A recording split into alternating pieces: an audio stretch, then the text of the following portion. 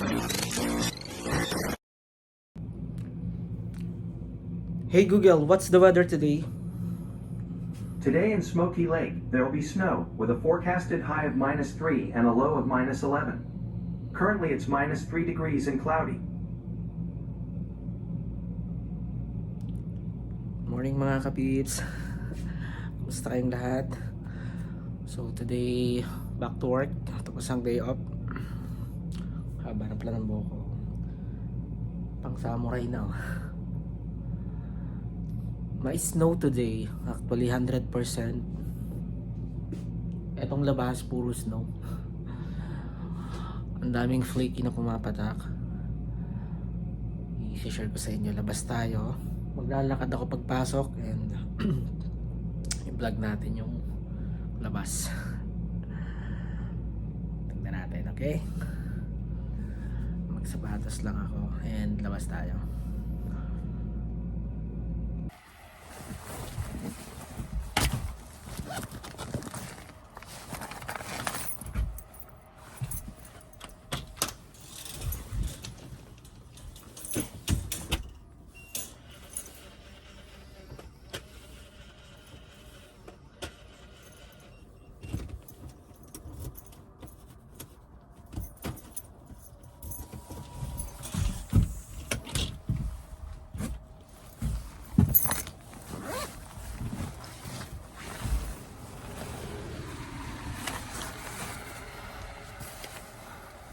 Ayun, ang dami pumapatak na snow, no?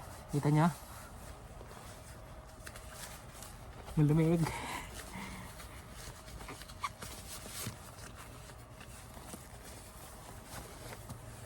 Agahan ko yung pasok ngayon para kapag gala muna tayo. Tutur ko kayo. Daming snow, yay!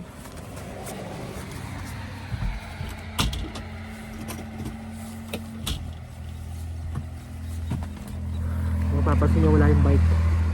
Wala yung aking bike.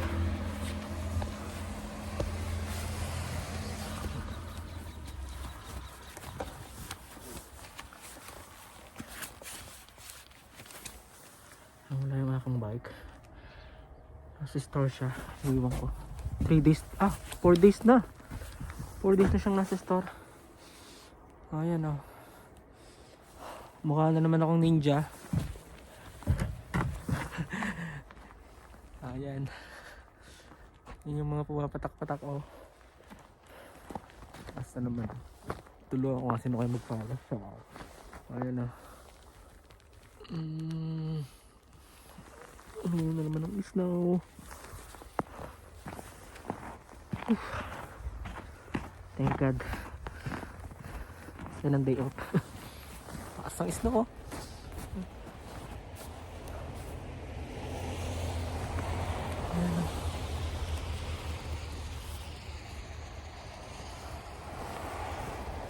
Dito tayo. Ayan. Buka na naman is na yung mukha ko. Yan oh. Masyadong clear eh. Pero nakikita naman diba? Ayan. Ba't tayo ng snow? Ayan. Lakad na tayo.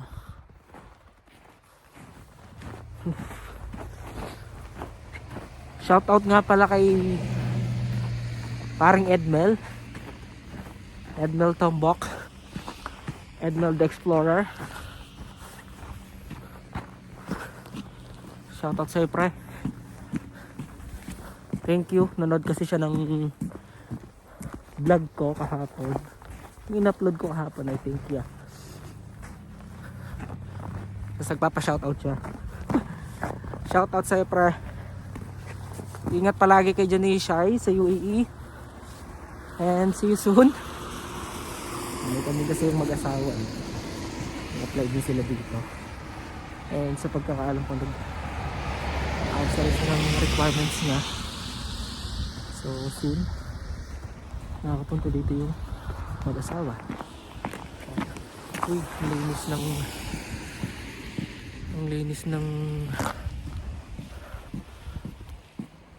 runway dito. Kinuha nila. Yan. So So dito tayo maglalakad para safe, diba? Grabe pa ang snow. Tsaka shoutout din pala dun kay Kuya Edgar, pinsan ni Kuya Ali. Yan. Malimit siyang nanonood ng vlogs ko and nagko-comment. So thank you for watching my vlog and appreciating my post, yung mga pinagagagawa ko dito. Saya. Hindi naman ganong kadami yung subscriber tsaka nanonood, pero thank you sa pagsubaybay niyo sa aking channel. Ingat kayo palagi. Ito naman po snow. Oh my god. Yun na lang yung tripod ko ngayon para hindi masyadong mahirap, diba? So hindi masyadong magalaw kasi pag wala, kamay ko lang nakakangalay na yung buong 15 minutes na nakahawak ng ganito. Gusto kong iikot sa inyo pakita sa inyo yung paligid na nakikita niyo yung mga dinadaanan ko.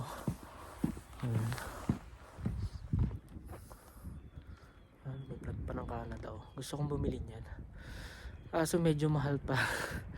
Next time na lang, kasi dito kada province may plug din. So may plug yung Alberta, gusto kong bumili na. Ang ganda eh, nakita ko sa may Home Hardware dito sa amin, kaso nasa 60 yata. Medyo mahal, $60. Pag-ipunan ko muna. Ayun na. Ibang way itong dinaanan ko, ito malapit to sa church namin. Ang bihira kong dinadaanan to, pero pakita ko sa inyo, medyo maaga-aga pa naman. Kaya tutor ko kayo dito. Ayan. Wow, ganda oh. Sarap maglakad. -4 to -12 lang naman, kaso yung snow 100% and I think the whole day mag-i-snow. Ayun, ang saya, diba? Mukhang magpapala na naman ako ng snow. Okay din, extra income. Aso pala yun, totoo palang asin. Kala ko laruan. Ayun na, ang cute. Wow, buti ang ganda na nilalakaran ko, nalinis nila. Dali maglakad.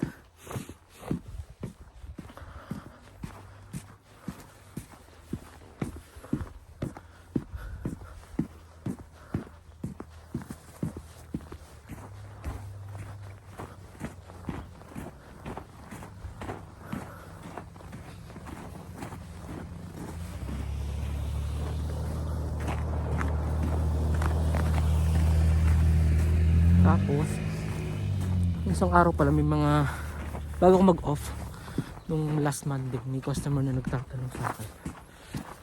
Mag-asawa sila, Pilipino daw yung asawa niya, tapos nakatira sila sa Edmonton, sa city. Umorder kasi sila, so yung order nila will take like 10 minutes bago matapos. Tapos tanong siya kung ideal daw ba na mag-retire dito sa Smoky Lake, dito sa area namin. Kasi na-notice niya na ang dami ng matatanda. Alam mo yung panahon pa ng mga lolo natin, mga 90s. Yung after ang trabaho, magkukwentuhan, magkakape. Ganun yung scenario nangyayari sa amin everyday. Parang bumabalik talaga sa panahon na yon. And then saya, naalala ko tuloy yung mga lolo't lola ko, mga kwento-kwento, ganon dito. Parang modern province siya, parang ganon.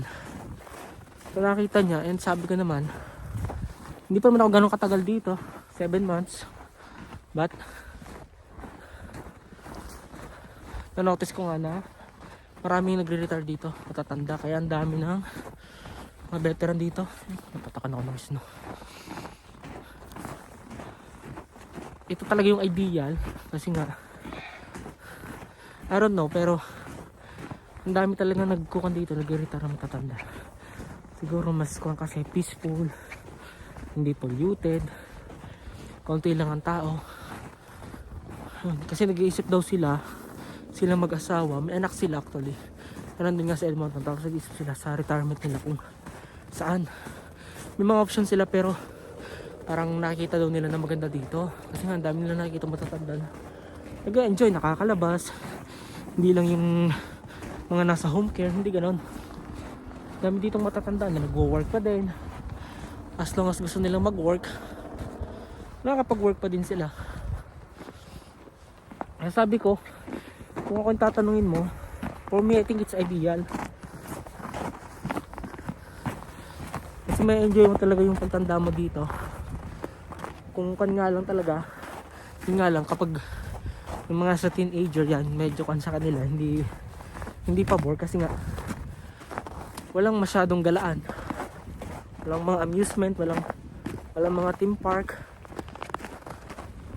May mga lake pero yung mga malls yan, biyahe ka ng 1 hour. Pero kung sa matatanda talaga, ideal talaga tingin ko. Kasi nag-enjoy din talaga yung mga matatanda dito eh. Halos araw-araw yun, may mga regular kami customer. Basta dumating na yung alas 7, alas 8 ng gabi yan, upo ng mga yun, magkakape, kwentuhan, yun saya din. Kaya palagay ko yun, sabi ko sa kanya yun, tapos sabi niya salamat sa advice.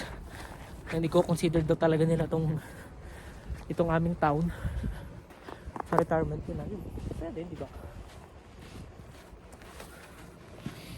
Tsaka kuwan, malapit sa lahat nga dito. Yung crime rate hindi naman ganun kataas. Napakabihira dito nung magkaroon ng mga nakawan. Yung mga ibang pumupunta ditong mga intruders pero hindi mga taga rito, pero yung mga taga rito mismo matitino talaga. Wala pa naman akong na-experience dito na binuli or dahil nga yung sinasabi nila na usong-uso daw yung anong tawag dito, kapag Asian ka iba yung tingin nila, pero hindi. Pantay-pantay nga yung tingin nila dito sa ibang lahi. Kaya nga kung anong benefits ng Canadian citizen hindi na nakukuha ng mga immigrant dito, diba? Lapit na naman ako sa work, ang bilis. Malinis yung highway ngayon. Pero nga lang, tuloy-tuloy yung patak ng snow. Kaya na-expect ko na bago matapos yung araw na to, mataas na naman yung snow.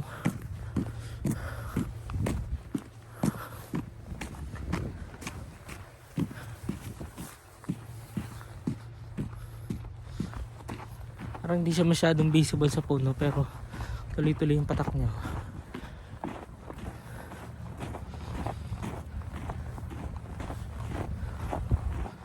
Ang bilis ng araw pa naman dito.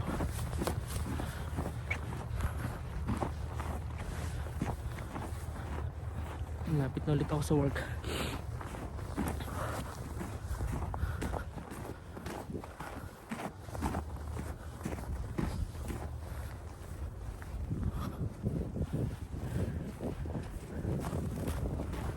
Putik ng mga sasakyan. Kasi snow tapos biglang araw. Siyempre matutuloy sa tapos snow na naman. Yun lang yung kwan. Tsaka yun nga, mas medyo magasto sa gasolina, kuryente kapag ganitong winter. Pero saya naman. So nag-e-enjoy ako sa snow. Huwag lang talaga magma-minus 50. Minus 40 yun, medyo kan talaga. Masakit sa kasukasuan.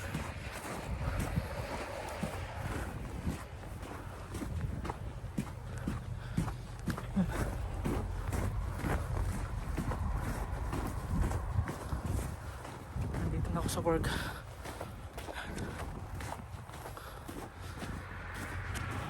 See you na lang ulit sa mga susunod kong vlogs. And thank you always for supporting my channel mga kapips. Parang ang dami ng labas namin, oh. Marami kasing sasakyan na siyempre labas-masok, mga nagpapagasolina, mga bumibili at may hotel pa. Ayan. Kaya see you na lang sa mga susunod kong vlogs mga kapips. Bye bye.